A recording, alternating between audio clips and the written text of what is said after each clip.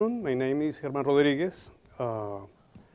My lecture today is the contemporary Ibero-Latin-American relationships. The purpose is that at the end of this lecture, you have various answers, but mostly that you have acquired more tools and an analytical approach when you have to give a new look to the American world and its development over the time.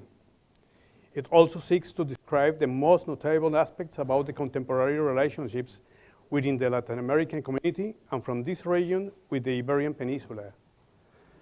But it is necessary to explain that the current relations between our countries are framed within a historical context. I know that we have a short time today for this lecture.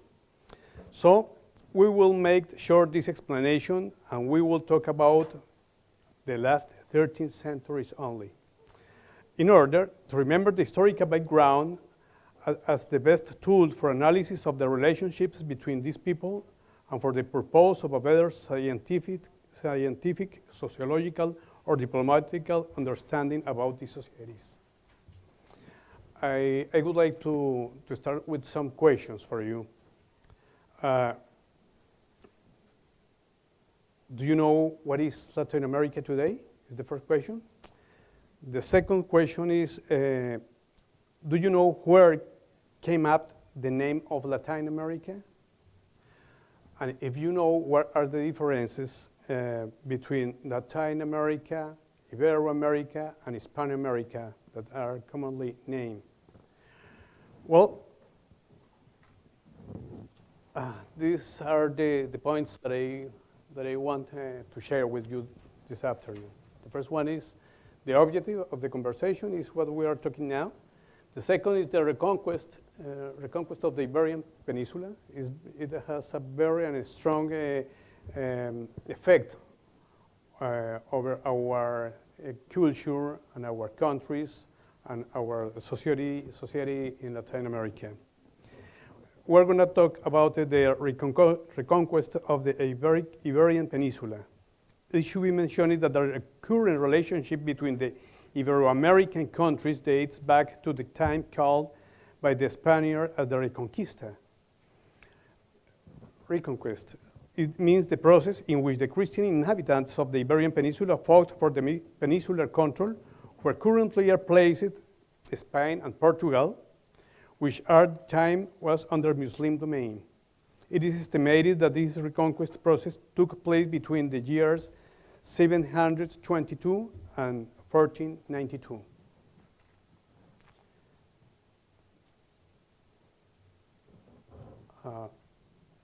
Okay, I know that many of the visitors here are Spaniards. They know very well the history. And what we can see are the most important regions of Spain. For example, here is Portugal, Spain, and it's interesting for us because, for example, every region in Spain has an effect in our countries in Latin America. For example, in the Caribbean Sea, you can see a very strong effect of the Andalusia people. In the mountains, in the different places of, especially in the north of the Cordillera of the Los Andes, the Galicia has a strong presence too.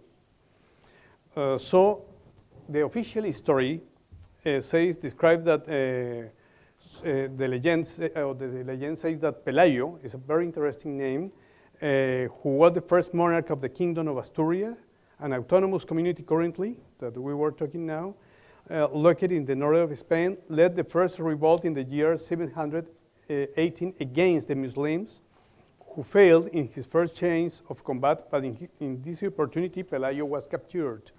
Pelayo escapes and started a new military action, which was known as the Battle of Covadonga in the year 722.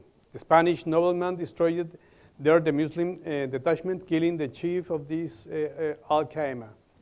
Summarizing the description of these facts, it appears that the Spanish Christians began what for them was the War of Liberation, which would last until the year 1492, when the Muslims, or the Moors, that they be named, surrendered and retired from the Iberian Peninsula. It means that the Spanish people were 770 years in war, almost 8 centuries, in a long war in which the Spaniards became great warriors and fighters. Its economy, their future, their lifestyles, their personal successes and interpersonal relationships were forged under the rules of a warrior philosophy, living in military barracks where each individual must learn to survive, not only of the battlefield, but also within their own military camps. Now, the first point, the next point is the conquest of America. I want to show you where are the places. This is a little bit clear, but what you can see in red are the places where they had a strong presence. Here is Florida, Texas, California, Middle America, here, Mexico, Colombia, Venezuela, Peru, Argentina, Bolivia, Chile, and this is the Brazil, that was the division made in the Utrecht Agreement, and this place was forgotten. Finally, Brazil took this place, but these the sectors where the Spaniards filled this continent. These men were consequently willing to give their lives once the war ended, and those on a wild quest of wealth, prestige, and also of name or surname, because many of them lacked it. They were bold and brave warriors who dared to travel to a continent that today would be defined as a virtual tour with no safe return. For them was like playing Russian roulette, where they played the all or nothing, bet between two options: fame and fortune, or simply death. That was their business model. These Spaniards were men without fear, but also without compassion. They were not very interested in establishing good relationships or friends with anyone, and ultimately, much less with the Native Americans, who originally were considered lacking soul beings. Their only course of action was then gold looting, regardless of the methods to achieve it. So the encounter was a terrible hurt, and some chroniclers described that the first encounter between these two cultures as a deadly encounter. But it's not part of this conference to talk about the magnitude of death and desolation of these people. However, it should be mentioned that the marks of pain, fear, and humiliation still exist, and this is evident in the relations observed at the slightest opportunity of challenge in some of these countries by their inhabitants.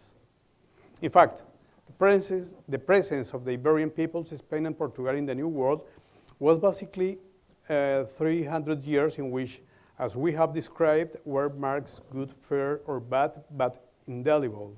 It is very important to have this concept clear in this analysis. Now we are going to talk about the independence of the Spanish American colonies. It looks like a very long history, but the reality of the story is that every step that we are looking here has a enduring impact and enduring consequence in everything what we are looking and we are feeling, and we are gonna looking in the next steps and what is happening in this present situation, in this present part of the history.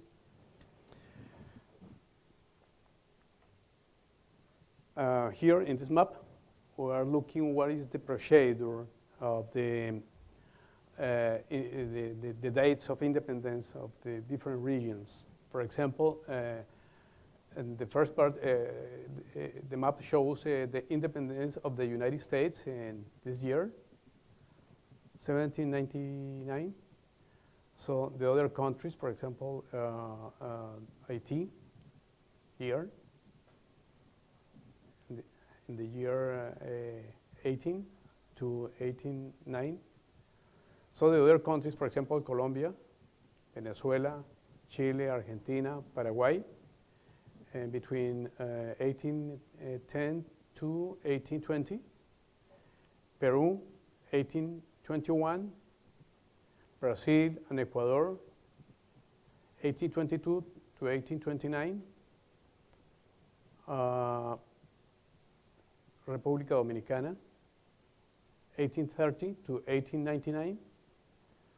Central America, Cuba, for example, in this time, 19 to 1959, and these some other places that are pending. For example, here the Guyana, the French Guyana. Okay.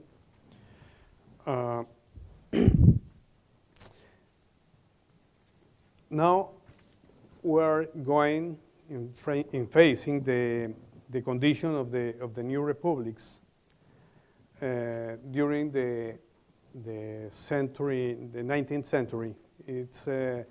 It was a very complicated situation for these countries because they didn't have clear the limits, the borders, the boundaries. So immediately it began to have a very strong and complicated situations because when the things are not very well defined, it begins to convert in a very big problem. Here they say that the first independence century began due to the territorial conflicts between the new brother nations. There are two different terms in relationship with the possession of the land. For example, the first concept is iuti possidetis juris versus iuti possidetis. Is the way of the countries have get their lands or define the limits or the borders. So it's the legal possession to possession indeed. Perhaps among the first Latin Americans who understood that the new nations, in addition to being free of a Spanish crown, should also urgently establish a single large Latin American nation, where the Venezuelan Francisco Miranda, the Colombian Antonio Nariño, the Cuban José Martí, who devoted their lives and fortunes for this purpose. The history says that these people were not very interested in have rupture between Spain. They organized some forms of government in America, but thinking that they didn't want to accept the power of Napoleon. So the people originally say, okay, we are with the Fernando VII, that was the king in Spain, but Napoleon invaded Spain. In that time, all these colonies decided to be covered, protected from the new government. They didn't accept the new government from France. So we began to see the first countries after all these wars, these situations, bad information. Fernando VII didn't understand well. He didn't read the communication that their colonies wanted to explain, to give them. So it began, here began a terrible war, and it means that all these colonies began to have a very strong conflicts, and finally the independence. So I would like to tell you how began to form the new countries. For example, the first conflict was the United Provinces of Rio de la Plata, 1825. It was after the independence time. So what you see here, this dissolution, originally was formed in 1811. It was as a major project formed by Argentina, Bolivia, Paraguay, and Uruguay. So they wanted to have a very strong nation, but due to differences between the governments, they decided to separate these countries. The first one was Paraguay. Let me check. Se puede volver, ¿no?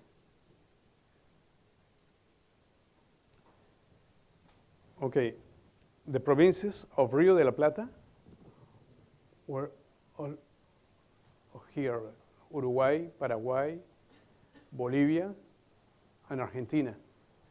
But here, Paraguay didn't accept to be part of this very great alliance.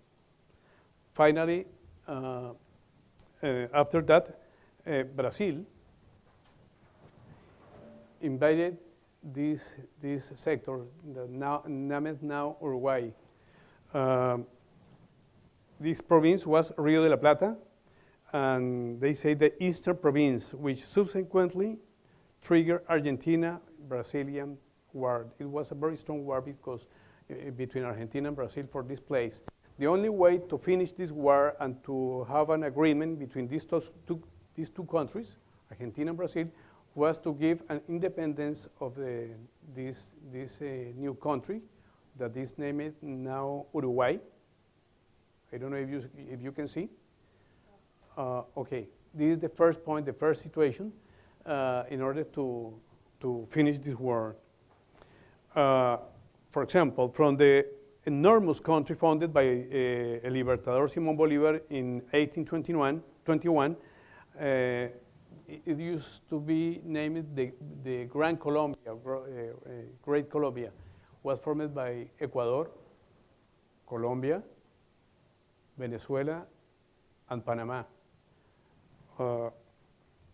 In few years, they couldn't be together because every leader wanted to have their own country, their own control, and they decided finally to separate these countries in 1830.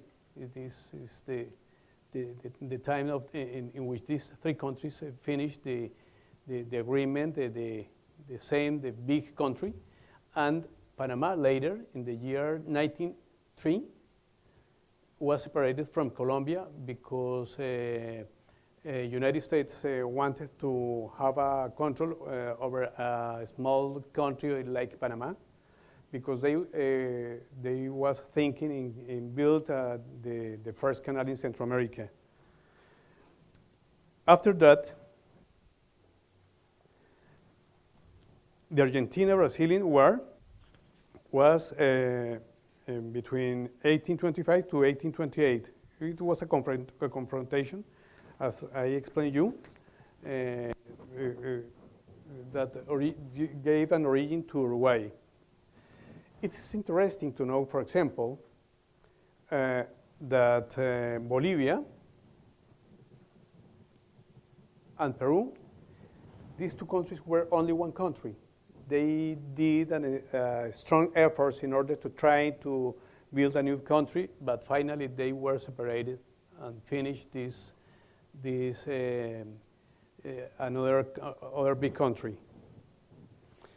After that, there was a terrible tragedy that was become to the War of the Triple Alianza, or War of Paraguay. We're going to talk about Paraguay here.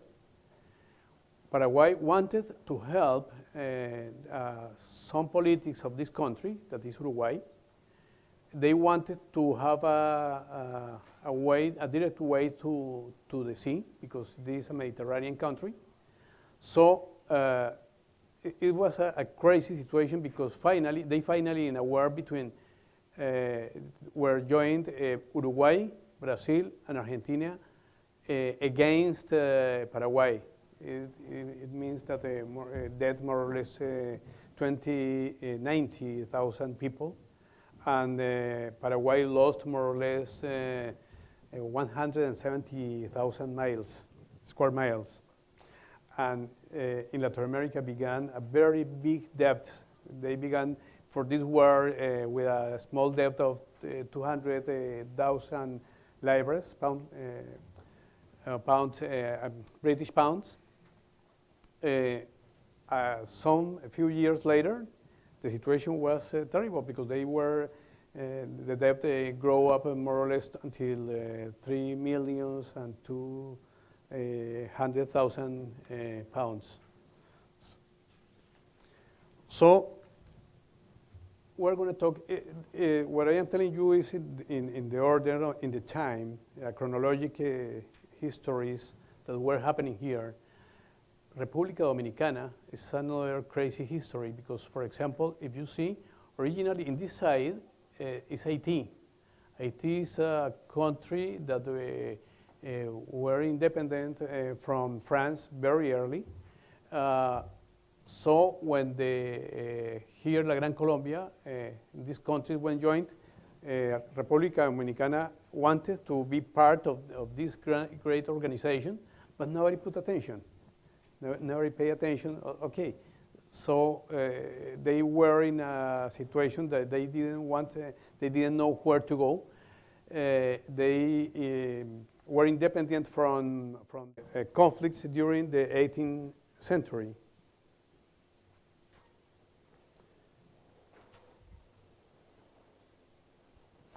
Now, we're going to talk about the border disputes between the new nations on the 20th century.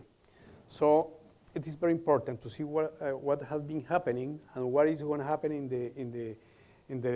this century, because it will have a very strong effect in the actual relationships between the Latin American countries. Okay. I have a very long record of wars. For example, the secession and independence from Panama. As I told you, Panama was part of Colombia, but they decided to be independent. It means that they have to wait for more or less 100 years under the United States control in the canal zone. Check.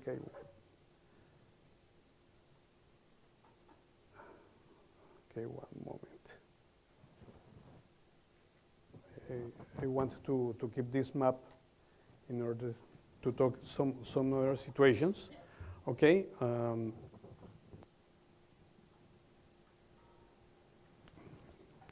Okay. So 1903 it was the secession of Panama. After that, Colombia and Peru have also a new conflict by defining its border between 1932 to 1933. So they have a war for this place because they had an agreement, a political agreement before, and they accepted to have this place until the Amazonas River. But some people, some civilians, began a war because they wanted to have again the control of this part, and it was a war that spent more or less 1 year. The other part of history is due to the boundaries, a war between Paraguay and Bolivia. They had a new war between 1932 to 1935, and to be called the Chaco War because that was the name of the disputed territories, these zones, these areas. Okay.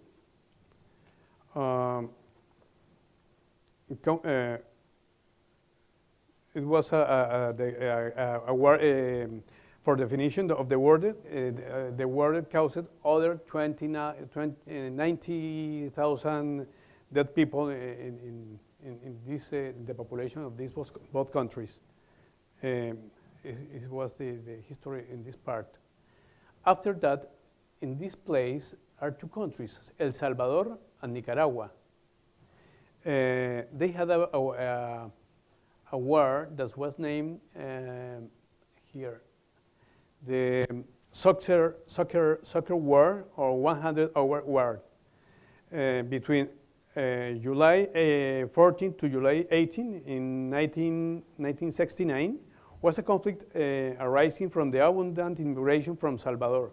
A lot of people, a lot of poor people went to El Salvador, and they had farms, they had companies, they had different things here, and the natives of this country felt that they were losing the control of the country, and they used the situation of the soccer, football, for that there was the situation to explode a war that allowed the Honduras to take out the people from Salvador.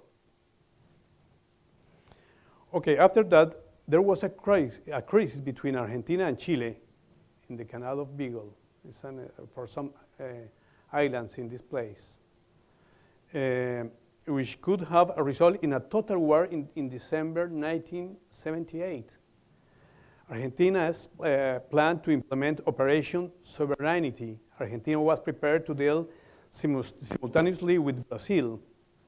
So Argentina planned to attack Chile in different places, from here, here, and here. But Argentina was afraid of Brazil. They thought, okay, if we have a war with Chile, this the country that is here, we could the attack from Brazil. So they have to plan the war in two fronts. But remember that Chile had a strong war with Bolivia and Peru. So they could receive an attack from Argentina, possible Argentina and Peru, because Chile took this part of Peru and took out this part of Bolivia. Bolivia lost the right of way to the Ocean Pacific. Okay. After that, in 1981, there was a conflict between Ecuador and Peru in this place, because they have not very well defined the borders. In this part of the history was the War of Las Malvinas, or the Falklands War, between April 2 and June 14, 1982, between Argentina and the United Kingdom. Despite having been a war between the two countries, it was also an opportunity to highlight the difference between Latin American countries themselves, defined positions of the opponents. It was a very, very strange war because, for example, Chile, that is the neighbor of Argentina, was almost like a friend of the British Army, the British government, and the United States helped to the British. So finally, after 2 months, Argentina lost the war and surrounded. Okay, it was in the year of 1982. About times here, or less. Okay. After that, there was a dispute between Colombia and Venezuela, the crisis of the Corbeta Caldas. Colombia and Venezuela, they don't have very well defined here the borders, the boundaries, this place. And there was a very hard conflict in August 1987. This is a very short time. You are very young, but but for us, it's a very short time. It was very soon. Okay, in this crisis in which the two countries almost end in a total war, in a situation very volatile, the relationships almost was broken. After that, these countries, Colombia and Venezuela, keeps very carefully one in relationship to the other because all of them, they don't have a very good confidence between them. So it's a very hard situation is very explosive limits, different, they have many problems, guerrilla, okay, different problems.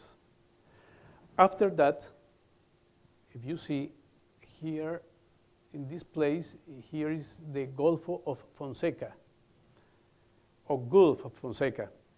It's a dispute between Salvador and Honduras. Salvador is here, and Honduras is here. But Nicaragua was not invited to this party. And they put a demand in the International Court of Justice. And they had, of course, they were winning some benefits here. Okay. Again, there's a place here that is Cenepa. Was another war, a small war between Ecuador and Peru in 1991. 1995. And here is finishing the 20th century. As I told you, it's very soon, very close to our information.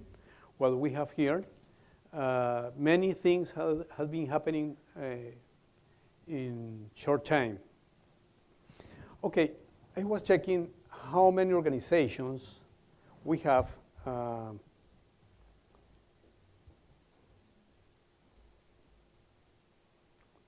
How many organizations we have?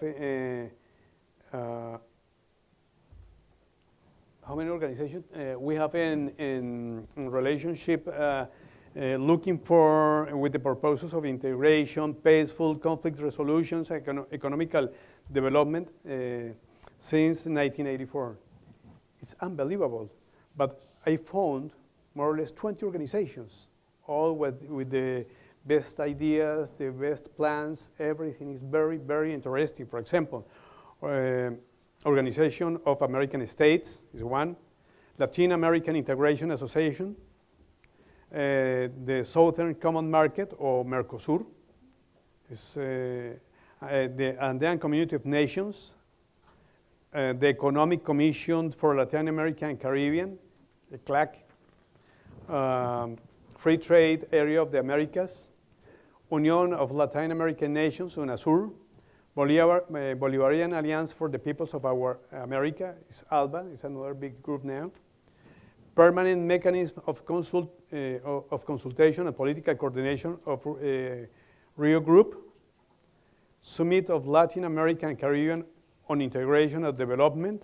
Economic System de Latin American and Caribbean, CELA. Community of Latin American and Caribbean States, CELAC, is another one. Alliance Pacific of Pacific Alliance, formed by Chile, Colombia, Mexico, and Peru. Caribbean Community is CARICOM. There are more or less 15 nations in the Caribbean and British dependencies. The other group is, the other association is Free Trade Agreement between the United States, Central America, and Dominican Republic, CAFTA. Central American Integration System, SICA. Summit of Latin America, the Caribbean, and European Union, NAFTA is another one. Caribbean Forum, CARIFORUM, more or less 20. And if you read what is the message, it's very interesting. There's a lot of very good ideas, very good plans, and strong plans for integrations.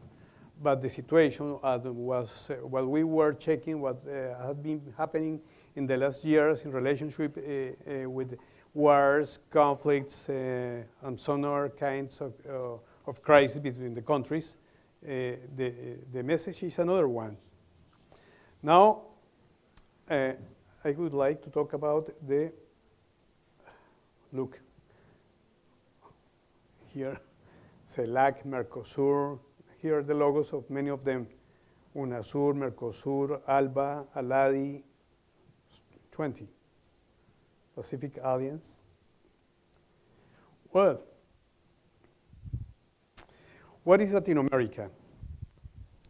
Latin American region consists of a great nations of more or less 600 millions of people living in more or less 22 millions of square kilometers distributed in 23 countries, in which 3 Romances or Neo-Latin languages like Spanish, Portuguese, and French in minor proportion, and other native languages, for example, Quechua, Guarani, and Aymara, are the main languages.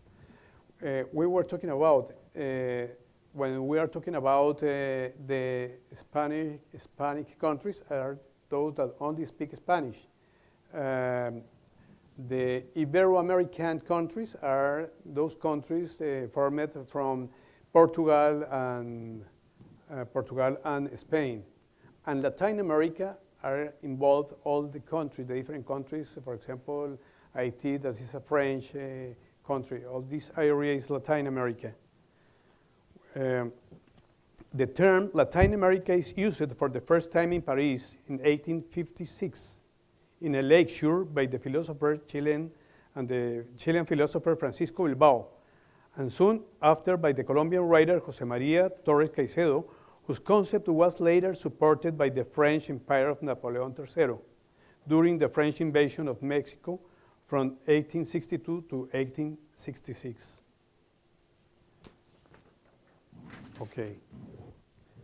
Now, I want to talk about some persistent disputes in Latin America in the 21st century.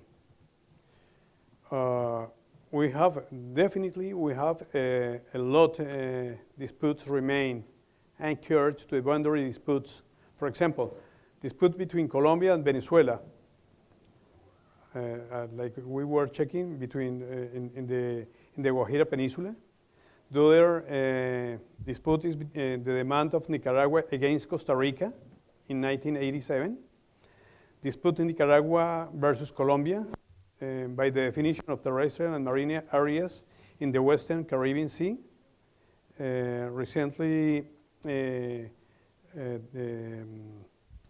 International Court of Justice ruled in favor of Nicaragua about 80,000 square kilometers, which were under the administration of Colombia, Colombia ruling that evidence whenever it is less determined to comply. They don't accept the regulations of the International Court of Justice.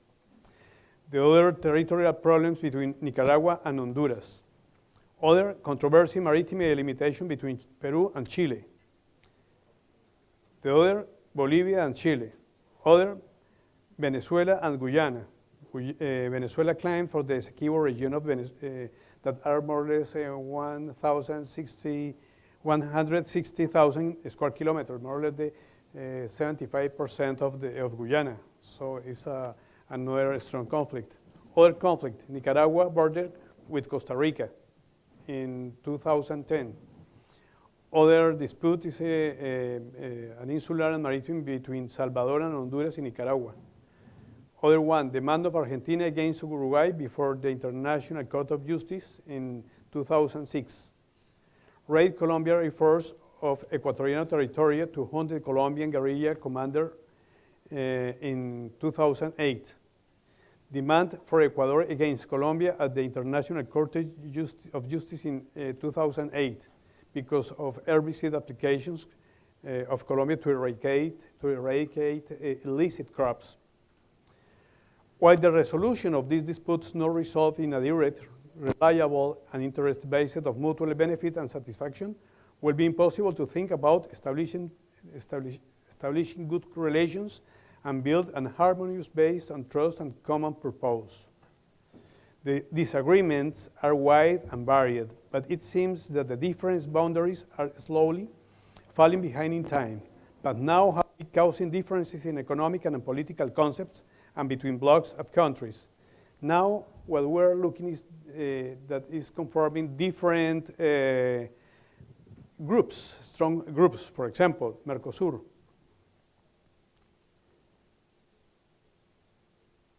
This is Mercosur. Originally was Brazil and Argentina, made a trade commerce agreement. After that, they invited to Uruguay and later to Paraguay. It was a very interesting market, a very interesting business, trade business agreements, very, very interesting. But now this is a political bloc. For example, now is Venezuela involved. They due a political problem with the president in Paraguay. There was a conflict, and now this group is in a very strong conflict. This is another new group. The name is ALBA, or Bolivarian Alliance for the Peoples of Our America. These they have a close economy and are involved, for example, Cuba. Originally was Cuba and Venezuela. Okay. After that was Bolivia, Nicaragua, and Ecuador. They have some trade agreements.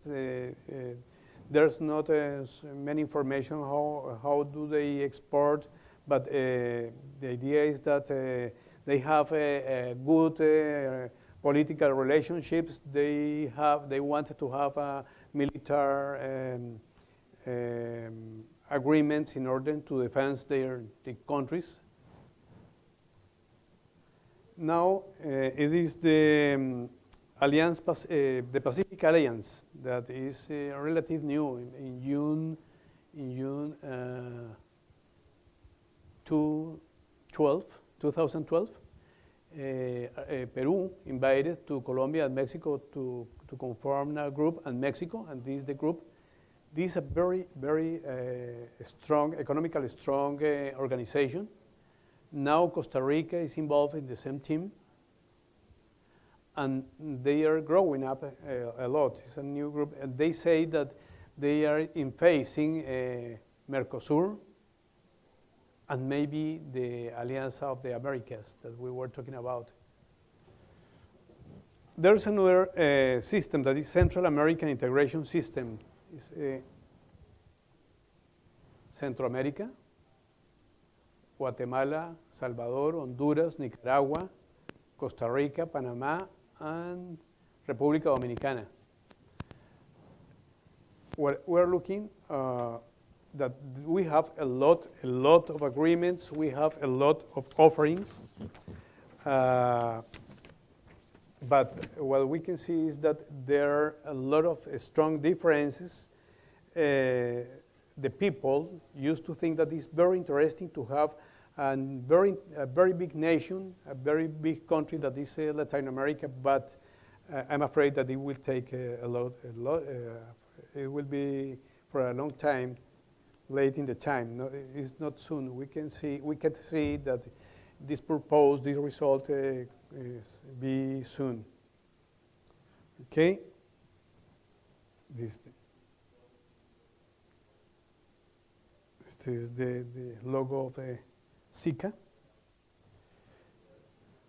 Okay, for finishing, I have some points. Is the situation of Latin America in relationship with Spain and Portugal, for example. So, knowing the relationships between the different countries of Latin America, it is evident that there is